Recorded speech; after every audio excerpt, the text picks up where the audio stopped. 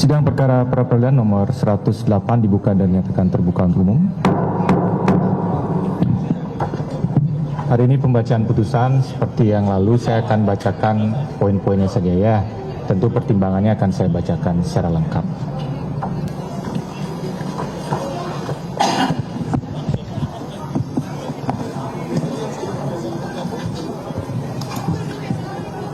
Putusan nomor 108 Pidpra 2026 PN Jakarta Selatan demi keadilan berdasarkan ketuhanan yang Maha Esa, Pengadilan Negeri Jakarta Selatan yang mengadili perkara pra-peradilan dalam tingkat pertama telah menjatuhkan putusan sebagai berikut dalam perkara antara KRMT Roy Suryo Noto Diprojo yang diwakili oleh kuasanya Dr. Refli Harun, SIM LLM dan kawan-kawan melawan Kapolda Metro Jaya, CQ Direskrimum Polda Metro Jaya, CQ Kasubdit Kamnek, CQ Tim Penyidik yang diwakili oleh kuasanya sebagai termohon. Dua Kejaksaan Tinggi DKI Jakarta, CQ Aspidum Kejaksaan Tinggi DKI Jakarta, CQ Kajari Jakarta Selatan, CQ Tim Jaksa Penuntut Umum yang diwakili oleh kuasanya disebut turut termohon. Pengadilan negeri tersebut dan seterusnya, pemohon melalui surat permohonannya tanggal 1 Juli 2026 telah mengajukan permohonan pra-peradilan dengan alasan sebagaimana yang tersebut dalam putusan.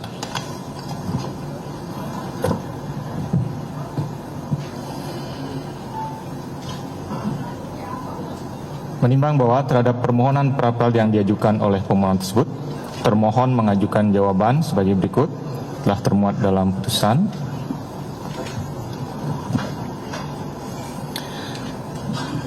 Turut termohon juga telah mengajukan jawaban sebagaimana termuat dalam putusan.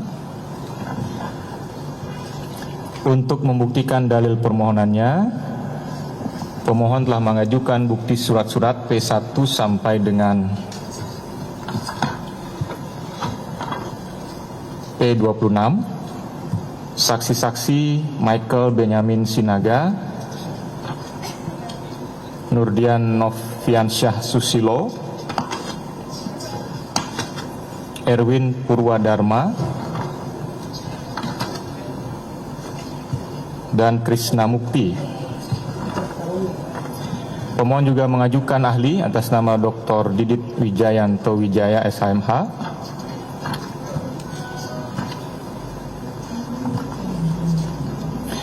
menimbang bahwa untuk membuktikan dalil sangkalannya, termohon mengajukan bukti surat T1 sampai dengan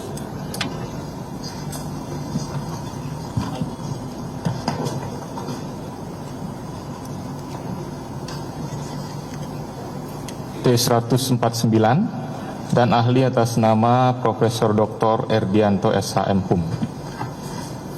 Turut termohon mengajukan bukti TT1 sampai dengan TT12. Pertimbangan hukum, maksud dan tujuan permohonan pra-peradilan pemohon sebagaimana tersebut di atas. Pada pokoknya permohonan pra-peradilan pemohon adalah satu, mohon agar pengadilan menyatakan penetapan pemohon sebagai tersangka untuk pasal 32 ayat 1 Undang-Undang Nomor 11 Tahun 2008 sebagaimana telah diubah terakhir dengan Undang-Undang Nomor 1 Tahun 2024 tentang informasi dan transaksi elektronik berdasarkan surat ketetapan nomor S/Tab S-4 dan seterusnya tanggal 7 November 2025 adalah tidak sah karena dilakukan secara melawan hukum dengan melanggar putusan Mahkamah Konstitusi nomor 21 PUU 12 Romawi 2014 junto pasal 184 ayat 1 KUHP. 2. Menyatakan pemohon tidak dapat didakwa dengan pasal tersebut. 3. Menyatakan penyidikan berdasarkan 3 surat perintah penyidikan dan surat penetapan tersangka tidak sah dan dibatalkan sepanjang mengenai pasal 32 ayat 1 Undang-Undang ITE. 4. Memulihkan harkat, martabat dan nama baik pemohon. 5. Serta menyatakan turut termohon tidak melanggar pasal 163 ayat 1 huruf E KUHP dan tunduk pada putusan aku. Untuk menguatkan dalil permohonannya, pemohon telah mengajukan bukti surat P1 sampai 26 dan satu ahli yang nama dan keterangannya sebagaimana tersebut di atas. Menimbang bahwa sekalipun dalam sistematika jawaban yang diajukan oleh turut termohon mengandung eksepsi, namun hakim memandang keseluruhannya adalah bagian dari jawaban yang nantinya setelah dipertimbangkan oleh hakim, muaranya hanya 2, yakni mengabulkan atau menolak permohonan pra-peradilan yang diajukan oleh pemohon, karena itu hal-hal yang masuk dalam kategori eksepsional tidak akan dipertimbangkan secara terpisah. Termohon menolak dalil permohonan pemohon, yakni 1. Perkara aku tunduk dan diselesaikan berdasarkan Undang-Undang Nomor 8 Tahun 81 sesuai ketentuan peralihan Pasal 361 huruf A Undang-Undang Nomor 20 Tahun 2025 karena penyidikannya telah dimulai sebelum berlakunya undang-undang tersebut, sehingga seluruh tindakan penyelidikan dan penyidikan termohon dilakukan berdasarkan kewenangan yang sah.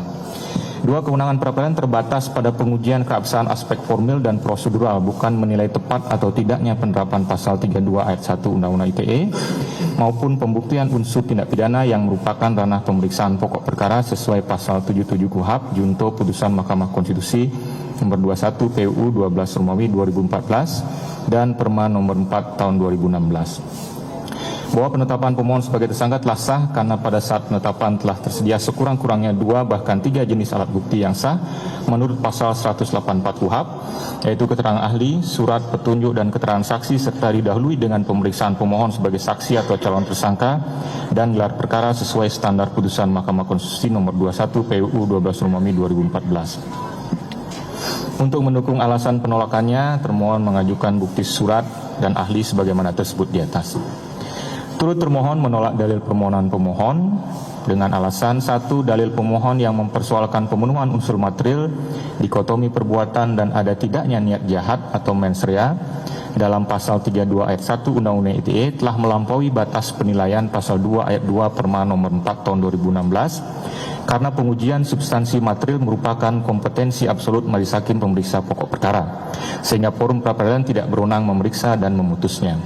2. Objek yang dimohonkan pembatalan berupa 3 surat perintah penyidikan dan surat ketetapan tersangka merupakan produk hukum administrasi justisial yang diterbitkan secara mandiri oleh penyidik, sehingga turut termohon tidak memiliki hubungan kausalitas maupun wewenang atributif berdasarkan pasal 77 huruf A Undang-Undang Nomor 8 Tahun 81. Terlebih berkas perkara pokok beserta surat dakwaan telah dilimpahkan dan diterima Pengadilan Negeri Jakarta Timur pada tanggal 23 Juni 2026 sehingga status pemohon telah beralih menjadi terdakwa dan permohonan gugur demi hukum sesuai pasal 82 ayat 1 huruf D KUHP junto putusan Mahkamah Konstitusi nomor 102 PUU 13 Romawi 2015. Penerbitan surat pemberitahuan berkas perkara lengkap P21 nomor B5148 M.1.4 dan seterusnya tanggal 30 April 2026 adalah sah menurut kewenangan eksklusif penuntut umum.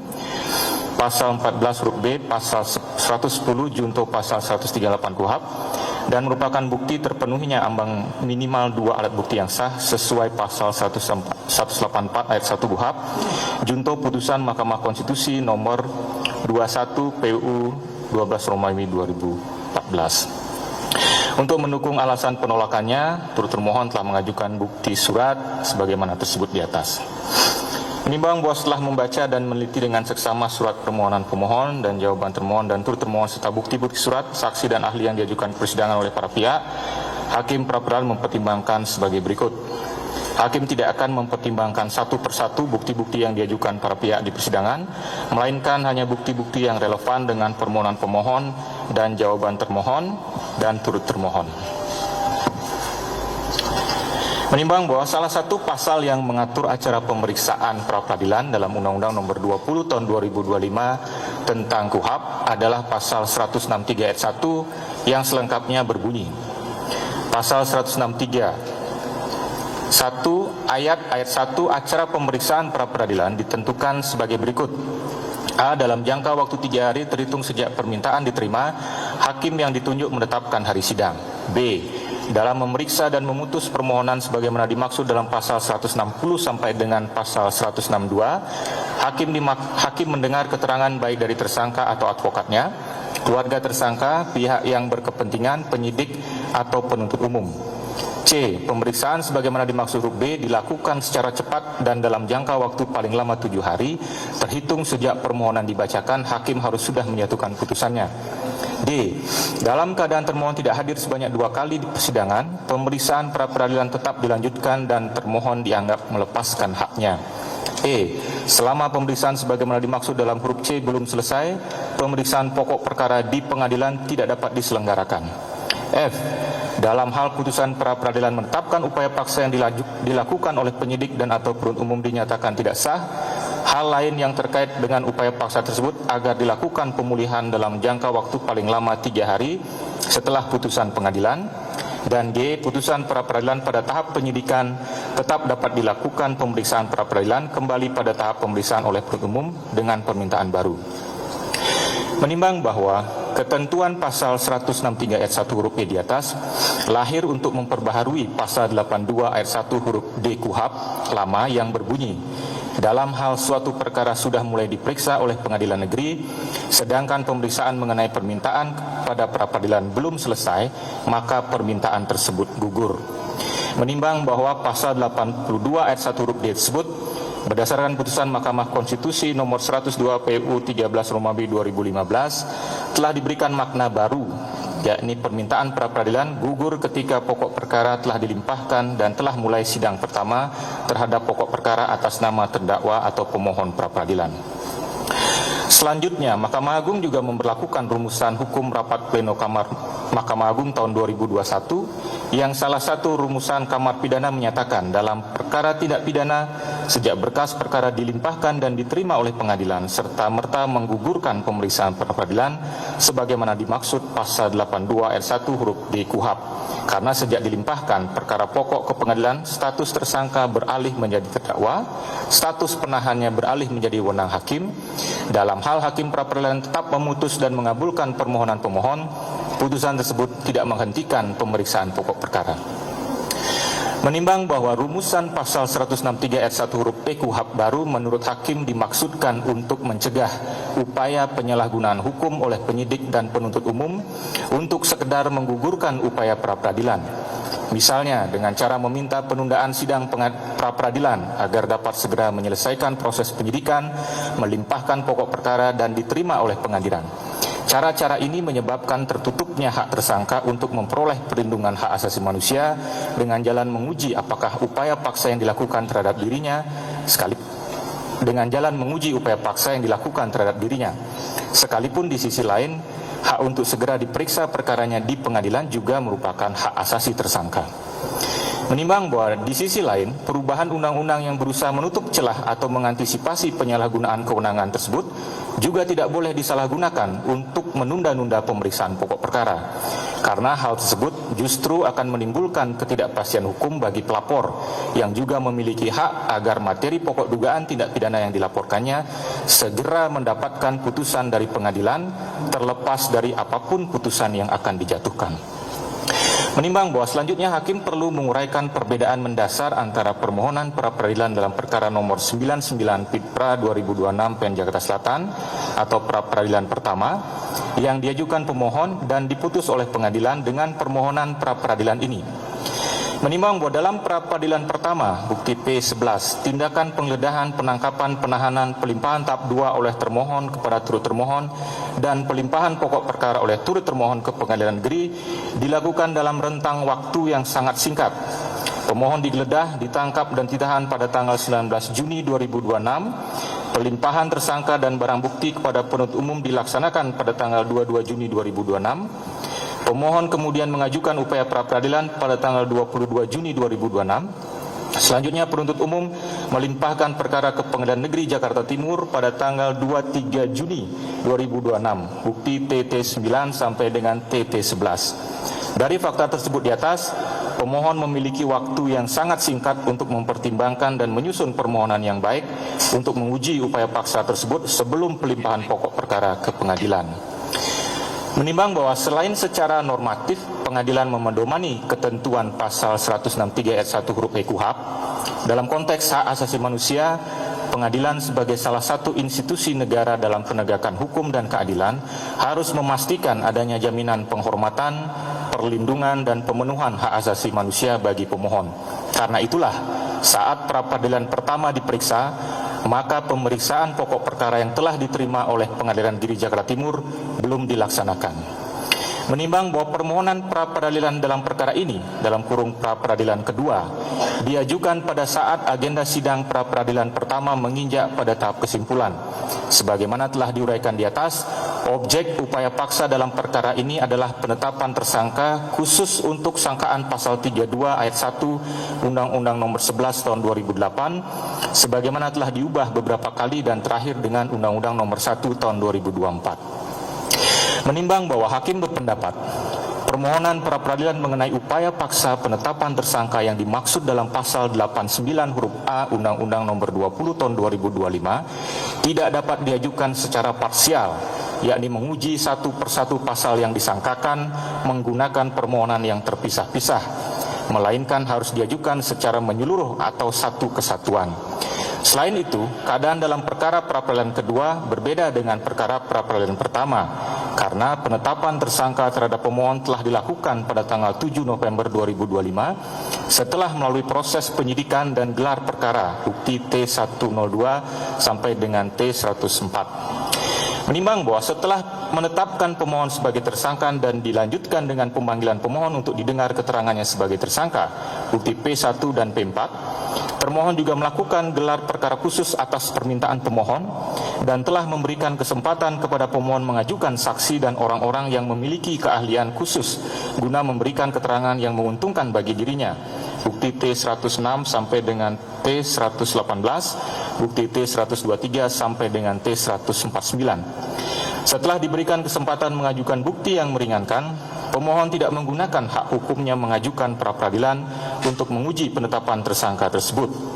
Selanjutnya, hingga hasil penyidikan dinyatakan lengkap oleh penuntut umum di tanggal 30 April 2026, pemohon juga tidak mengajukan pra-peradilan untuk menguji penetapan tersangka. Hakim berpendapat bahwa sikap pemohon ini adalah bentuk pengabaian hak hukum yang secara sadar dilakukannya dan sekaligus menunjukkan kesiapan pemohon untuk membela diri dalam pemeriksaan pokok perkara. Menimbang bahwa sidang pemeriksaan pokok perkara merupakan forum yang lebih tinggi kualitasnya untuk menguji bukti-bukti yang dimiliki oleh penyidik yang telah dianggap lengkap dan layak untuk dilakukan penuntutan oleh penuntut umum. Menimbang bahwa kepentingan hukum kedua belah pihak, yakni pemohon dan pelapor, sesungguhnya telah bertemu dengan telah terbukanya forum pemeriksaan pokok perkara. Pemohon seharusnya menggunakan forum itu untuk mengajukan segala argumentasi hukum terkait ketentuan pidana yang didakwakan atau hal-hal lain yang terkait dengan syarat formil dan material surat dakwaan dan untuk menguji alat bukti baik yang diajukan turut termohon maupun yang diajukan pemohon, P10, P13 sampai dengan P21. Majelis Hakim dalam pokok perkara memiliki kewenangan untuk memeriksa alat bukti tidak hanya dari sisi kualitasnya, melainkan juga memeriksa relevansi dan kualitasnya serta apakah pembuktian itu mampu meyakinkan majelis hakim. Dengan kata lain, majelis hakim dalam pokok perkara memiliki kewenangan memeriksa perkara dalam ruang lingkup yang jauh lebih luas dibandingkan hakim pra-peradilan. Dalam keadaan demikian, tentu hak hukum pemohon tidak akan dirugikan. Menimbang bahwa ketika pasal 163 ayat 1 huruf E KUHP dihubungkan dengan pasal 160 ayat 3 yang berbunyi, permohonan pemeriksaan sah atau tidaknya pelaksanaan upaya paksa yang diajukan oleh tersangka, keluarga tersangka atau advokatnya sebagaimana dimaksud S1 hanya dapat diajukan satu kali untuk hal yang sama, telah memunculkan penafsiran adanya hak kepada terdakwa yang perkaranya telah dilimpahkan ke pengadilan untuk mengajukan permohonan pra-peradilan dan diberikan hak untuk mengajukan pra-peradilan dengan cara dipecah satu persatu. Menimbang bahwa hakim berpendapat pasal 163 ayat 1 huruf A bermakna bahwa pemeriksaan pra-peradilan hanya dapat menunda dimulainya pemeriksaan pokok perkara jika perkara pokok dilimpahkan pada saat proses pra-peradilan sedang berlangsung. Namun jika pokok perkara telah dilimpahkan ke pengadilan, baru kemudian permohonan pra-peradilan diajukan satu persatu menggunakan pasal 160 ayat 3, maka hal itu harus dianggap sebagai penyalahgunaan prosedur hukum. Menimbang bahwa tindakan pemohon mengajukan permohonan pra-peradilan terkait penetapan tersangka setelah pelimpahan perkara dan setelah pra-peradilan pertama mencapai tahap kesimpulan adalah bentuk nyata upaya untuk menunda-nunda dan mengganggu proses pemeriksaan pokok perkara. Menurut hakim, upaya ini adalah salah satu bentuk penyalahgunaan pra-peradilan. Menimbang bahwa berdasarkan seluruh uraian pertimbangan di atas, maka permohonan pra-peradilan pemohon sudah tidak relevan lagi sehingga sudah sepatutnya dinyatakan ditolak untuk seluruhnya. Menimbang bahwa oleh karena permohonan pra-peradilan ditolak untuk seluruhnya, maka biaya yang timbul dalam perkara ini haruslah dibebankan kepada pemohon sejumlah nihil. Mengingat pasal 89, pasal 160 ayat 3, pasal 163 ayat 1 Undang-Undang Nomor 20 Tahun 2025 dan peraturan undang-undangan lain yang bersangkutan mengadili: 1. Menolak permohonan pra-peradilan pemohon untuk seluruhnya. 2. Membebankan kepada pemohon untuk membayar biaya perkara sejumlah nihil. Demikianlah diputuskan pada hari Senin tanggal 20 Juli 2026 oleh Ketut Darpawan SH, Hakim Pra-Peradilan pada Pengadilan Negeri Jakarta Selatan, dan diucapkan dalam sidang terbuka untuk umum pada hari dan tanggal itu juga oleh hakim tersebut dan dibantu oleh Wijianto SH, panitera pengganti, serta dihadiri oleh pemohon dan kuasanya, kuasa termohon serta kuasa turut termohon. Demikian putusan yang telah dijatuhkan atas permohonan saudara untuk pemohon dan kuasanya, termohon dan turut termohon, kuasanya. Dengan selesainya pembacaan putusan ini, saya nyatakan sidang selesai dan ditutup.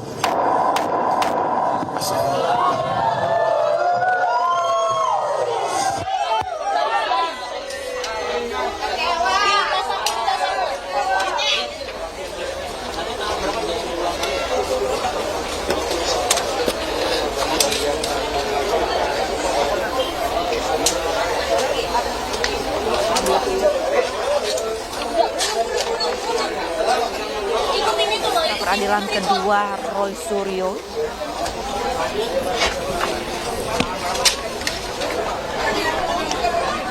Ya pemirsa, sama-sama tadi kita sudah mendengarkan dan menyaksikan sidang pra-peradilan Roy Suryo kedua di Pengadilan Negeri Jakarta Selatan, di mana Hakim Tunggal I. Ketut Darpawan menolak seluruh permohonan dari pemohon. Dan hakim juga membebankan biaya ke pihak pemohon.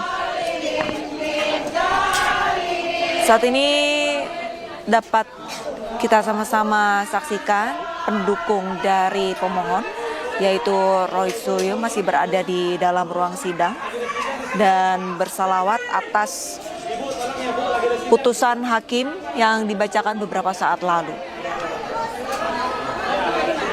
Seperti diketahui, tersangka kasus dugaan fitnah dan pencemaran nama baik terkait keaslian ijazah dari Presiden ke-7 Republik Indonesia Joko Widodo, yaitu Roy Suryo, mengajukan sidang pra-peradilan kedua di Pengadilan Negeri Jakarta Selatan.